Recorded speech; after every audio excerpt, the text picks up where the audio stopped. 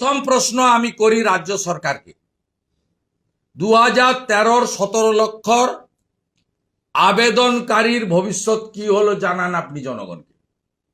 তার তালিকা প্রকাশ করুন, তাদের মধ্যে কতজন চাকরি পেয়েছে শ্বেতপত্র চাই। এক।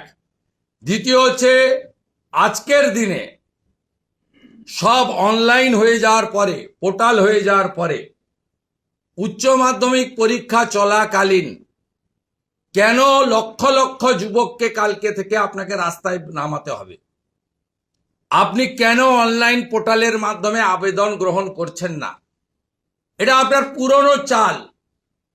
21 সালে নির্বাচনের আগে যে দুয়ারে সরকারের স্টাইল ছিল, সেই দুয়ারে সরকারকে পরে কয়েক মাস আগে আমার পাড়া আমার সমাধানে যে নাটক ড্রামাবাজি করেছেন, আইপ্যাকের বুদ্ধিতে চিটিংবাজ প্রতীক জৈন এবং তার কোম্পানি, যারা টেন্টেড হিসেবে অভিযুক্ত ইতিমধ্যে, তাদের ব্যবস্থাপনায় যে ড্রামাবাজি করেছেন, ঠিক আগামী কাল থেকে এই ড্রামাটা আপনি করতে চলেছেন বেকার যুবক যুবতীদের সঙ্গে।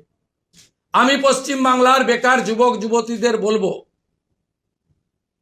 যে যেখানে পারেন দলে দলে যান ফর্ম ফিল আপ করতে, নিশ্চিতভাবে যান এবং সেখানে পশ্চিমবঙ্গ প্রদেশ যুব মোর্চার যে পোস্টকার্ড আমি একটু পরেই সোশ্যাল মিডিয়ায় দিয়ে দিচ্ছি, এটাও ফিল আপ করে দিয়ে আসবেন, এটাও দিয়ে আসবেন। চাকরি চায় বাংলা, চাকরি চায় বাংলা, এটাও দিয়ে আসবেন। আমি আরো বড় করে রিপ্লিকার মাধ্যমে এই দুটো দেখাচ্ছি, একটু পরে সোশ্যাল মিডিয়াতেও পোস্ট করে নেব। আপনারা দলে দলে ভাঁওতাবাজ মুখ্যমন্ত্রীর এই ফর্মটাও ফিল আপ করুন, আমাদের কোনো আপত্তি নেই, কারণ এরা দিতে পারবে না, চাকরি বিজেপি দেবে।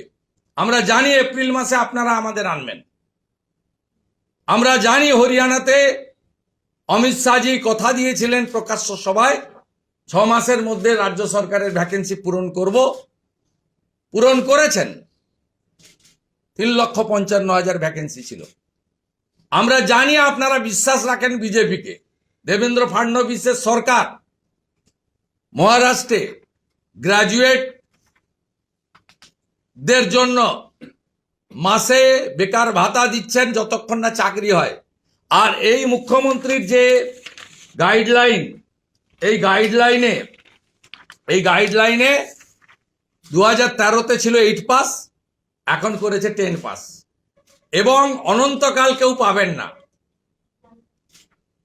পাবেন কবে? এপ্রিলে, তখন নির্বাচন বিধি থাকবে, সেটা আমি জানি না কখন কি হবে, ইলেকশন কমিশনের ম্যাটার। কিন্তু এটাতে 5 বছর উনি দেবেন। উনার প্রস্তাবিত আগে ছিল 13-তে 8 পাস, এবার করেছে 10 পাস, এবং উনি বলেছেন 5 বছর দেবেন। কমপ্লিটলি এই রাজ্যটাকে রসাতলে ফেলার জন্য একটি পরিকল্পনা